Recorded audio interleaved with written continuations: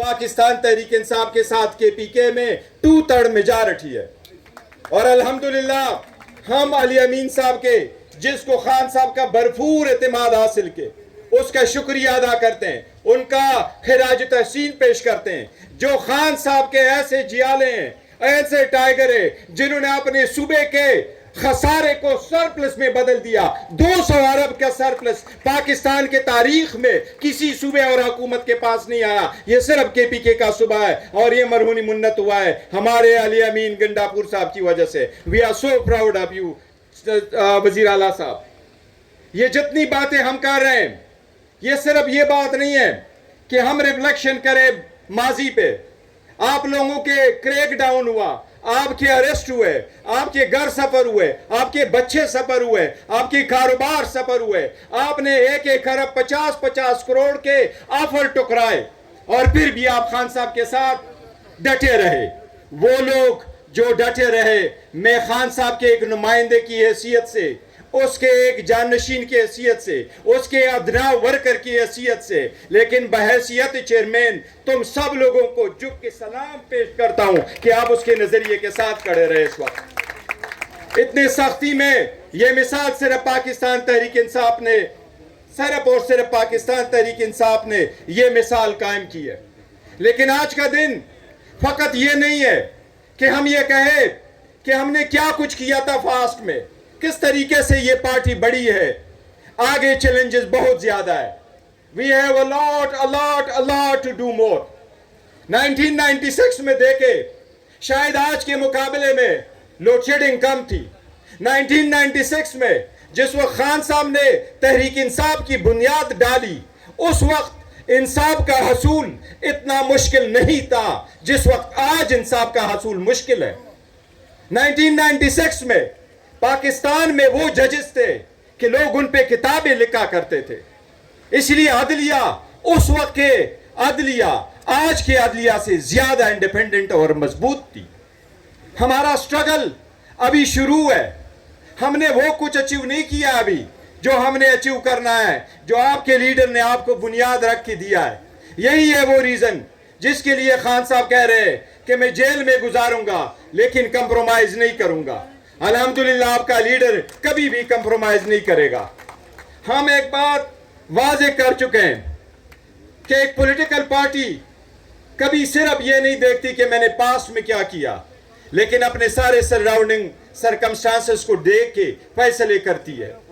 ہم بھی پاکستان میں ہیں، پاکستان کے چیلنجز سے واقف ہے، پاکستان کے عوام سے واقف ہے، پاکستان کے جو یوتھ ہے ان کے ضروریات سے واقف ہے۔ اس لیے پاکستان تحریک انصاف خان صاحب کا یہی کہنا ہے کہ میں نے کبھی ڈائلاگ کے دروازے بند نہیں کیے، لیکن ڈائلاگ اگر ہوگی تو وہ ہوگی قانون کے لیے، آئین کے سپریمیسی کے لیے، قانون کی بالادستی کے لیے، اس کی ایوان کو مزید مضبوط کرنے کے لیے۔ میں اگر باہر نکلوں گا تو قانونی راستہ اڈاپٹ کر کے میں نکلوں گا۔ ہم چیف جسٹس سے ملاقات میں صرف ایک عرض کی تھی، جب ہم چیف جسٹس آف پاکستان سے ملے تھے، ہم نے کہا خان صاحب نے کبھی یہ نہیں کہا کہ فلاں جج میرا کیس سنیں، ہم فقط یہ کہتے ہیں کہ آئین اور قانون کے مطابق جو ہمارا حق بنتا ہے ہمیں وہ حق دیا جائے، فیئر ٹرانسپیرنٹ ٹرائل ہمارا حق ہے، وہ ہر صورت ہمیں ملا جائے۔ خان صاحب انشاءاللہ تعالیٰ باہر ہوں گے، یہ سارے بیس لیس اور بوگس کیسز ہیں۔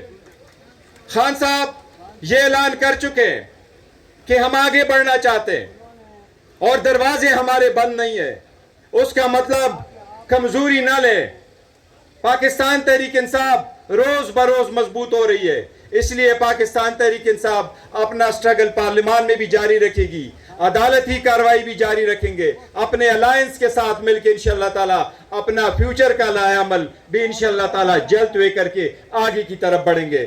انشاءاللہ تعالیٰ خان صاحب بہت جلد رہا ہوں گے، مایوس نہ ہونا۔ خان صاحب نے ہمیشہ کہا ہے کہ ڈرنا نہیں، گھبرانا نہیں۔ انشاءاللہ آپ کا لیڈر، آپ کے یہ آواز جو آپ کے ذہنوں میں وہ بٹا چکا ہے، انشاءاللہ وہ لیڈر آج بھی سٹرانگ ہے، انشاءاللہ وہ سٹرانگ رہے گا، وہ بہت جلد باہر آئے گا، ہم کو لیڈ کرے گا۔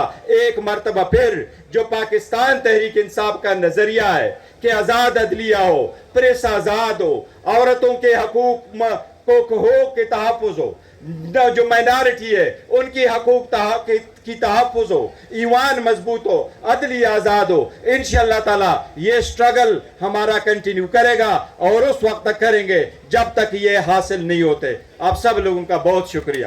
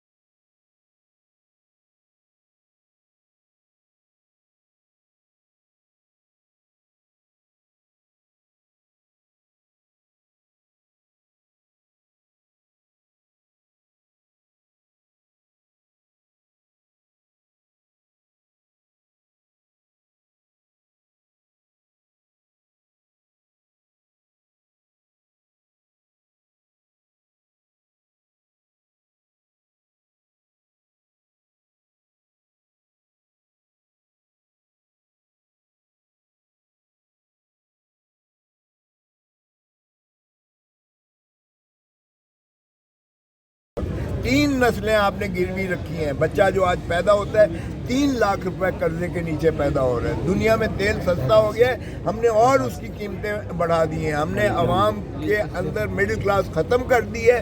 ہم نے غربت کی دہلیز میں ان 3 سالوں میں اپنی آبادی کو اتنا دھکیل دیا ہے جس کی کوئی انتہا ہے. آج آپ لوگ فاقوں پر آ چکے ہیں. آج کسی کے پاس قوت خرید نہیں ہے.